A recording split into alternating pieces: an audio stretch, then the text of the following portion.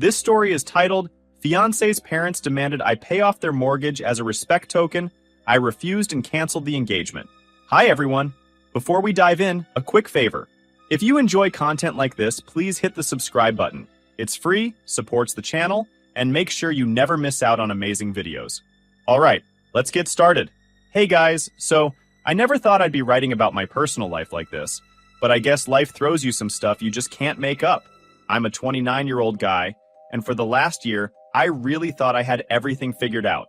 I was engaged to this amazing woman, Lauren, and I was genuinely excited about building a future with her. We met through mutual friends at this game night thing a couple of years ago. She was funny, smart, and honestly just really easy to talk to. We started dating, and everything just felt right. Like, we didn't have a ton of drama, and we had similar goals. Getting a house someday, having kids, traveling. All the stuff you dream about when you're in that honeymoon phase of a relationship. After a year of dating, I proposed. I kept it simple, nothing crazy. Just the two of us at the park where we had our first date. She cried and said yes. It felt perfect. For the first few months, things were great.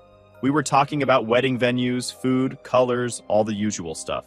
Lauren's parents, James and Patricia, were super involved from the start. They were those very opinionated types. But I figured, hey, it's their daughter's wedding. They're allowed to have some input. James, her dad, is one of those guys who acts like he's always the smartest person in the room. He's retired now, but he worked in finance for years, so he loves throwing around terms like return on investment, even when they don't apply. Patricia, her mom, is super particular about appearances. Everything has to be just right, or she'll make a passive-aggressive comment about it. At first, it was just small stuff. James didn't like the venue I suggested because it was too far from their friends, and Patricia had a lot to say about the catering option. I figured it was normal future in-law stuff, so I let it slide. Lauren seemed to take their side more often than not, but I told myself it wasn't worth fighting over. Then things started to get weird. Patricia started making these little comments whenever wedding expenses came up. Stuff like, well, traditionally, the groom's family pays for the wedding, right? Or, a real man shows he can take care of his bride's family. I thought she was joking, but since she kept saying it, it started to feel less like a joke and more like a hint. I was already covering most of the costs. Lauren and I had agreed that I'd handle the venue and catering, which were the two biggest expenses. Her parents were supposed to pay for the flowers and decorations, but even that turned into a whole thing. Patricia kept suggesting upgrades that were way over budget, and when I pushed back, she'd just sigh and say, I guess we'll make do. Still, I told myself it wasn't worth making a big deal over. I loved Lauren, and dealing with her parents was just part of the package, or so I thought. Now here is what happened a couple of weeks ago. We were having dinner at Lauren's parents' house. Things were normal at first. James was talking about golf. Patricia was showing us some Pinterest board for wedding ideas. Then, completely out of nowhere, James turns to me and says, We've been meaning to talk to you about something important. I thought maybe he was going to give me some fatherly advice or ask about my job, but no. He straight up says, In our family, it's customary for the man marrying into the family to take on a significant responsibility as a sign of respect. For us, that means paying off our mortgage. I almost choked on my drink. I literally laughed because I thought he was kidding. When I realized he wasn't, I asked, Wait, you're asking me to pay off your house? He nodded, completely serious, and said, It's not just a request. It's a tradition in our extended family. It shows that you're committed to providing for your wife and her family. I didn't even know what to say. I looked at Lauren, expecting her to jump in and tell her dad that this was ridiculous, but she just looked uncomfortable and said, We'll talk about it later. I tried to play it cool for the rest of the dinner, but my mind was spinning. What kind of tradition involves demanding tens of thousands of dollars from your future son-in-law? And why hadn't Lauren warned me about this before? When we got back to my place, I brought it up immediately. What was that about? I asked her. Your dad just asked me to pay off his mortgage. Did you know about this? She hesitated and then said, I didn't know he was going to ask tonight, but yeah, I knew he might bring it up at some point. I was stunned. And you didn't think to tell me? She looked defensive and said, I didn't think it was a big deal. I figured we'd talk about it when the time came. I was completely floored. Lauren, this isn't just some minor favor. They're asking me to pay off their house. That's insane. She sighed and said, Look, I know it's a lot, but it's important to them. They've done so much for me, and this is just how they do things in our family. I asked her if she thought it was reasonable, and she said, Maybe we can figure something out. You've got savings, and we could take out a small loan if we need to. I was stunned how she's so convinced with this nonsense. This was about knowing my worth and refusing to be walked over. I told her I wasn't comfortable with it, and she said, "Let's just think about it, okay?" I don't want to upset them. Over the next few days, her parents kept bringing it up. Patricia would drop little comments like, "It's a small price to pay for joining the family," and James started acting like it was already decided. One night, James invited me to meet him at a cafe to talk it over. When I got there, he had a whole folder of paperwork, mortgage statements, payment schedules, even a breakdown of how quickly it could be paid off if I made large lump sum payments. He acted like we were finalizing a business deal. He even said, "This isn't just about the money, it's about respect. Once the mortgage is cleared, you'll gain a lot of standing with our family." I couldn't believe his boldness. I told him I needed time to think about it, but in my head, I was already done. There was no way I was going to do this. That night, I started questioning everything. If this was how they were acting now, what would the future look like? How many more family traditions would they spring on me? And why wasn't Lauren standing up for me? I don't have the answers yet, but I know one thing. This isn't normal. Am I the only one who thinks this? Tell me guys what you think. I'll start posting updates if they don't cancel this stupid tradition thing. Update 1. Hey guys! So the whole situation was sitting heavy on my mind for days, like a weight I couldn't shake off. I mean, who does this? Who demand their son-in-law to pay off their mortgage? So after I met with James, I woke up the next morning still trying to process everything. I couldn't stop thinking about the way James had laid out those mortgage papers like we were negotiating a contract. I kept asking myself, what kind of family operates like this? I wanted to talk to Lauren again, but every time I brought up her parents, she got defensive. That day, I decided to put my foot down. I told her we needed to have a serious conversation about this so-called tradition and where her priorities were. When we sat down to talk, I started with, "Look, I need to understand something. Do you really think it's okay for your parents to expect me to pay off their mortgage?" Lauren didn't answer right away. She looked uncomfortable, like she didn't want to pick a side.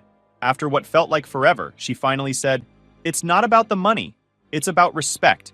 In their eyes, this shows you're serious about becoming part of the family." I stared at her, trying to stay calm. "Lauren, I am serious about you. That's why I proposed. But paying off someone else's house?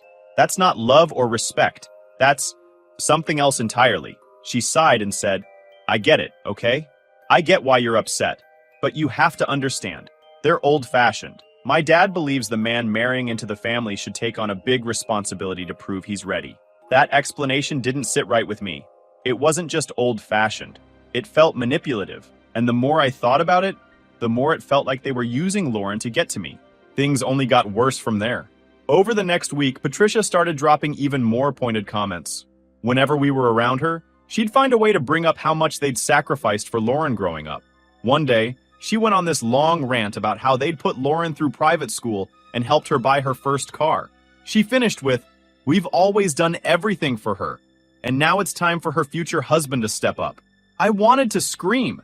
They were acting like paying off their house was some rite of passage, like I wasn't worthy of marrying Lauren, unless I handed over my life savings. James, meanwhile, doubled down on his strategy. He started texting me links to articles about family traditions in different cultures, and even sent me a list of wealth-building tips for young couples. The nerve of this guy, like I didn't already know how to manage my money. When I told Lauren about it, she brushed it off. "That's just how my dad is," she said. "He likes to make things a big deal." It wasn't just the mortgage that was eating at me. It was the way they were treating me, like I was some cash machine they could manipulate. Every time I tried to stand my ground, they acted like I was being selfish. One evening, Patricia actually said, "It's not like we're asking you to do something outrageous. It's a house. It's an investment for the family's future." The family's future? Whose future were we even talking about? Certainly not mine. Lauren and I hadn't even started saving for our own house yet, and they wanted me to sink tens of thousands into theirs. Even if I already have a house, I would still use this money for our honeymoon, not on her parents' mortgage. I started wondering how long they'd been planning this. Was this something they'd talked about before I even proposed? Did Lauren know all along and just not tell me? Then came the dinner that nearly broke me. James and Patricia invited us over, saying they wanted to clear the air.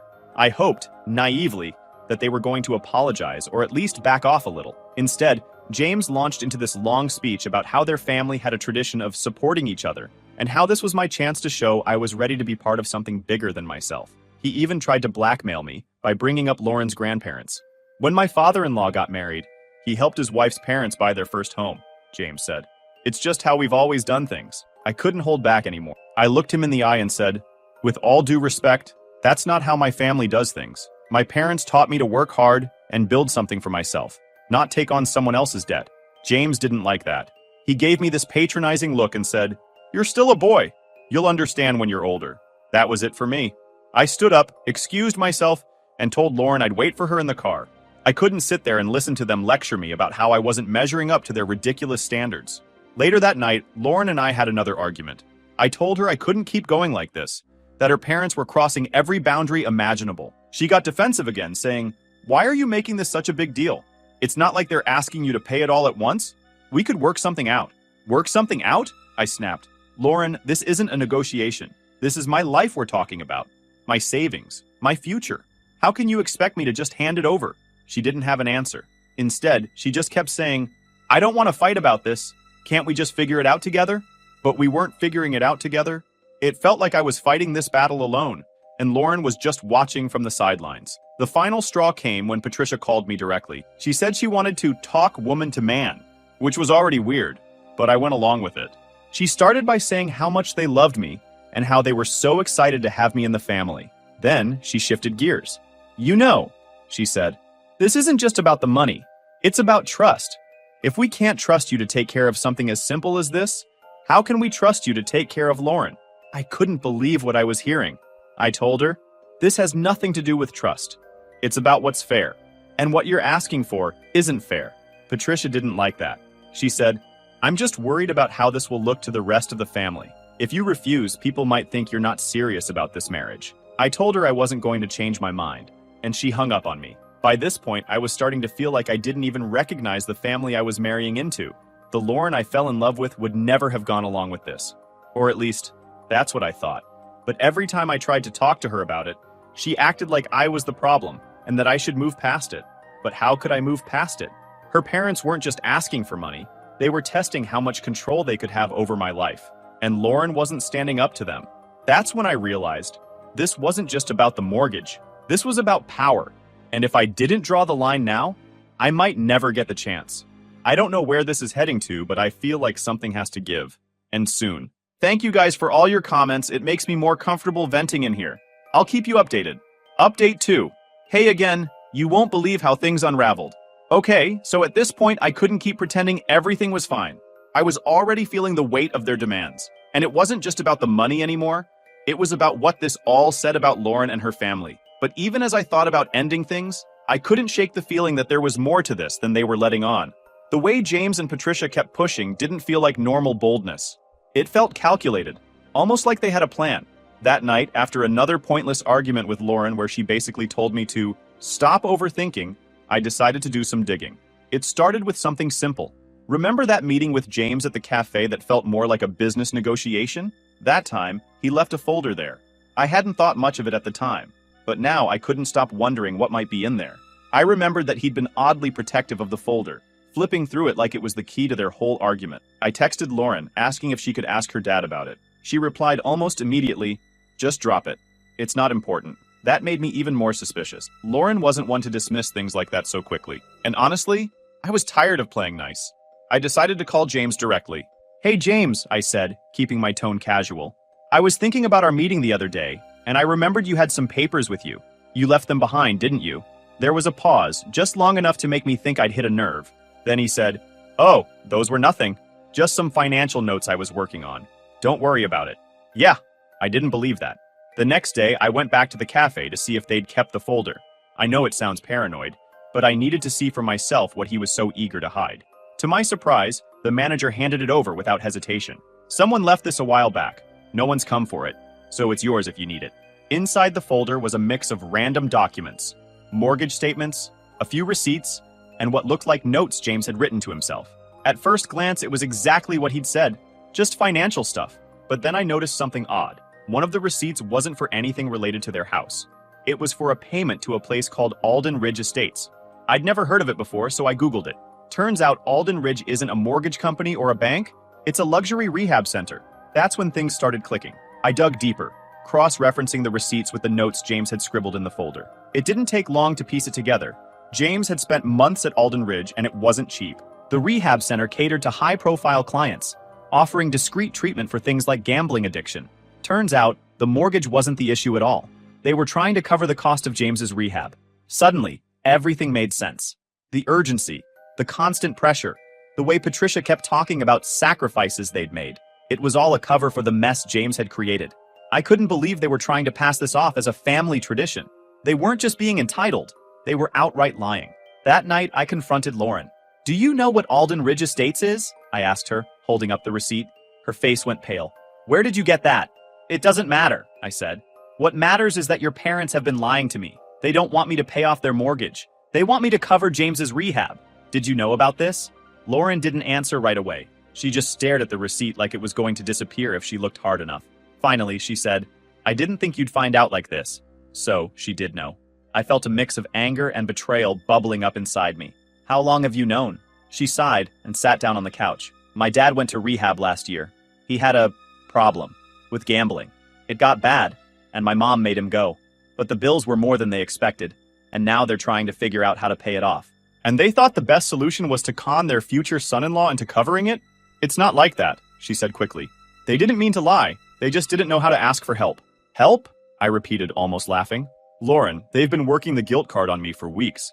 They've called me disrespectful, questioned whether I'm serious about this marriage, and even tried to frame it as some kind of tradition. That's not asking for help. That's straight-up manipulation." The more we talked, the more frustrated I became. Lauren kept defending them, saying things like, "They're just under a lot of stress," and "They didn't mean any harm." But harm or not, the fact remained. They had lied to me. I asked her why she didn't tell me the truth sooner, and her answer made my blood boil. "I didn't think it mattered," she said. "I figured you'd say no anyway, so why bring it up?" It didn't matter? This wasn't a small misunderstanding. This was a calculated effort to deceive me into taking on tens of thousands of dollars of debt to clean up after James. I couldn't pass the thought that they hadn't just lied to me. They'd tried to control me. They wanted me to feel obligated to them, like I owed them something just for being part of their family. And Lauren, instead of standing by me, had been complicit in the whole thing. The day after I found out their mess, I knew I couldn't ignore this any longer. I needed to make a decision about what kind of future I wanted, and whether Lauren and her family had any place in it. The next day, I called my dad to tell him what was going on. He listened quietly as I explained everything, and when I finished, he let out a long sigh. "Son," he said, "this isn't just a red flag. This is a giant billboard telling you to run. They're not just trying to take advantage of you, they're trying to control you. And if you give in now, it's only going to get worse." He was right. Deep down, I already knew that, but hearing it from someone else made it real. I told him I wasn't sure what to do next, and he said, "Just be honest with yourself.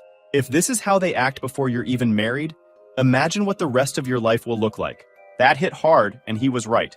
When I got off the phone, I knew what I had to do, but I wasn't ready to face it yet. I needed to figure out how to approach Lauren and her parents without letting my emotions take over. For now, one thing is clear. I can't let this go. This isn't just about the money anymore. It's about trust. And once trust is broken, it's almost impossible to get it back. Update 3. Okay, folks, I'm back with the update you all have been waiting for. So after sitting with everything for a day, I knew I couldn't delay any longer. If I didn't confront them now, I'd be sending a message that I was okay with how they'd treated me. And I wasn't. Not even close. I called Lauren that evening and told her we needed to have a serious talk. Not just the two of us, but with her parents too.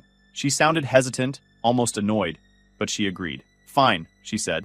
"But can we at least try to keep it calm? I don't want this to turn into a fight."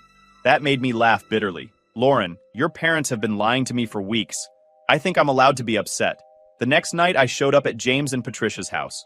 Lauren was already there, and she looked nervous, like she was bracing herself for what was about to happen. James greeted me at the door with his usual fake smile, and Patricia gave me one of her overly sweet, condescending, nice-to-see-you comments. I didn't waste any time. Once we were all sitting in the living room, I said, "We need to talk about this mortgage, or whatever you want to call it." James gave me a confused look, but I could tell it was just for show.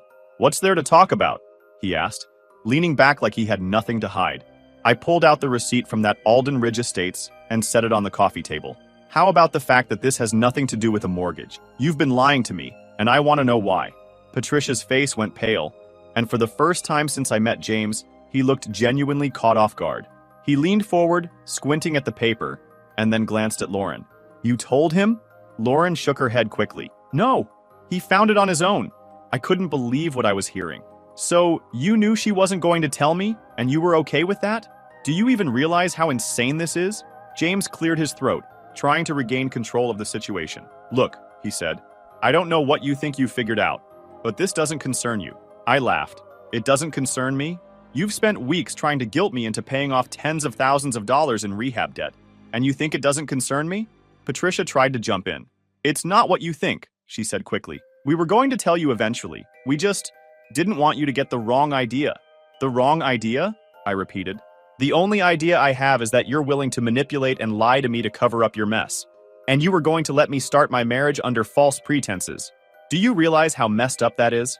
James's fake calm started to crack. You don't understand what we've been through, he said, and started yelling. Do you think I wanted to go to that place? Do you think it was easy for us to deal with this? I did it for my family, and now you're trying to make me pay for it, I shot back. You didn't even give me the choice. You just decided I was going to foot the bill and pretended it was some family tradition. How do you justify that? James didn't answer, but Patricia wasn't done. We've given Lauren everything, she said, her voice trembling like she was about to cry. Private school, a car, a college education. Do you know how much we've sacrificed for her? And now, all we're asking is for a little help in return. Help! I snapped. You didn't ask for help. You demanded it, and you tried to guilt me into thinking it was my responsibility. That's not asking for help. That's manipulation. Lauren finally spoke up. Can we all just calm down for a second? This isn't helping anything. I turned to her, feeling a mix of frustration and disbelief. Lauren, why the hell are you still defending them? They've lied to both of us. How can you be okay with this? I'm not okay with it, she said quietly. But they're my parents. I can't just turn my back on them. Her words hit me harder than I expected. I understood that family loyalty was important, but there had to be a line. And it was clear that Lauren's line was a lot further out than mine. James, meanwhile, wasn't done trying to justify himself. You're acting like we're some kind of villains, he said, his voice full of self-righteousness. But we're just trying to do what's best for our family. And if you're serious about being part of this family, you should be willing to step up. I was baffled by the audacity. Yeah, pay for him. And then what? I get the prize of being the groom of the year? I looked at him. You don't get to decide what's best for me, I said. And if this is what being part of your family looks like, I want no part of it. Patricia gasped like I'd slapped her, and James's face turned red with anger. Maybe you're not as committed to Lauren as we thought, he said. That comment was the last straw. I stood up and looked at Lauren and said, I wanted to build a life with you, but you already broke the respect I held for you, and I can't marry into a family that treats me like a bank account and doesn't even respect me enough to be honest. Lauren looked like she was about to cry, but she didn't say anything. James started to say something, but I held up my hand to stop him. You've said enough, I told him. This conversation is over. I walked out of the house feeling a mix of anger, sadness, and relief. I didn't know what was going to happen next, but I knew one thing for sure. I couldn't keep letting them control me. When I got home, I sent Lauren a text. I need some time to think. Please don't call me for now. She didn't reply. Then, as if things weren't bad enough, I got a call from one of my co-workers. He told me that James had called him, asking questions about my finances and implying that I wasn't responsible enough to handle a family. That was it. The line had been crossed. That was it. The line had been crossed. I called Lauren and told her we needed to meet, but this time I wasn't looking for a conversation. It was closure. I'd given her parents far more chances than they deserved, and Lauren had done nothing to stand by me. She broke my trust, and there was no coming back from that. When we met up, I didn't sugarcoat it. We're done, I said, cutting straight to the point. She started defending her parents again, but I cut her off. Forget them for a second. This is about us. And right now, it feels like I'm standing alone while you're backing them up. I can't build a life like that. She looked stunned, her voice trembling as she said, I never wanted it to be like this. Well, this is where we are, I replied, standing up. And one more thing. Tell your parents to leave me alone. No more calls, no more voicemails, no more rumors. I'm done with this circus, and I'm done with you. Her eyes filled with tears, but she nodded quietly. I'm sorry, she whispered. I glanced at her and walked away without looking back. And that wasn't just the end of our relationship. It was me finally taking back my peace. But I know her parents won't stay quiet. Final update. Hi everyone, thanks for following along. This will be my final update, and honestly, I wish it ended on a quieter note. So I walked away from Lauren that night feeling like I'd made the hardest decision of my life, but also the right one. What I didn't realize was that her family wasn't about to let me go quietly. The next day, I started getting texts from unknown numbers. The first one was short and vague. "You'll regret this." I didn't think much of it, figuring it was some spam message. But then another one came, and this one was more direct. "You don't just walk away from family obligations." It didn't take a genius to figure out who was behind it. I ignored the text at first, but they kept coming. James and Patricia were relentless, and they weren't even trying to hide it. One message said, "You're making a mistake you'll regret for the rest of your life." Another one accused me of being selfish. "You clearly don't know the meaning of family if you can't handle this responsibility." I blocked the numbers, but that wasn't enough to stop them. Patricia started leaving voicemails instead, hinting that they were considering taking legal action against me for wasting their time and money. It was like they were trying to wear me down, hoping I'd cave just to make it all stop. So, I called my lawyer that same day to ask if there was anything I could do to make it stop. The lawyer told me to keep a record of everything: texts, voicemails, emails, anything that could be used as evidence if things got worse. He also suggested sending a formal cease and desist letter, which I did. For a few days, things were quiet. I thought maybe they'd finally gotten the message and decided to back off. But then Patricia took things to a whole new level. She started posting about me on social media. Some vague stuff like, "Some people just don't know how to honor commitments." But it quickly turned into full-on attacks. She wrote a long post accusing me of leading Lauren on, wasting their family's time and money, and refusing to do the right thing. The comments on the post were a mix of sympathy for her and confusion from people who knew me. A few mutual friends reached out, asking what was going on, and I had to explain the whole mess. One friend said, "Man, she's making you sound like the worst person on the planet. But anyone who knows you knows this is total BS." That helped a little, but the damage was already done. Patricia's post had been shared dozens of times, and it felt like the whole world was suddenly weighing in on my private life. Meanwhile, Lauren stayed quiet. I thought maybe she was finally starting to see how toxic. By this point, I was completely drained. The constant harassment, the social media attacks, the guilt trips. It was like they were trying to break me down piece by piece. But instead of making me reconsider, it only solidified my decision. I realized I didn't just step away from trouble, I escaped a sinking ship. If this was how they acted when I said no to one demand, how would they have treated me over the course of a lifetime? The fallout was messy, but eventually it started to fade. The social media posts stopped, the texts and voicemails slowed down, and I started to feel like I could breathe again. Lauren and I haven't spoken since that last meeting, and honestly, I don't care to. She made her choices, and I made mine. I'm not wasting another second on someone who couldn't stand by me when it mattered. If she wants to sit with her parents and justify their nonsense, that's her problem, not mine. Life moves on, and so do I. James and Patricia taught me that lesson the hard way. Looking back, I wish I'd seen the red flags sooner, but I don't regret standing my ground. If there's one thing I've learned from all this, it's that setting boundaries isn't just important, it's necessary. And as much as walking away created damage, I know I made the right choice. Because in the end, no relationship is worth sacrificing your self-respect.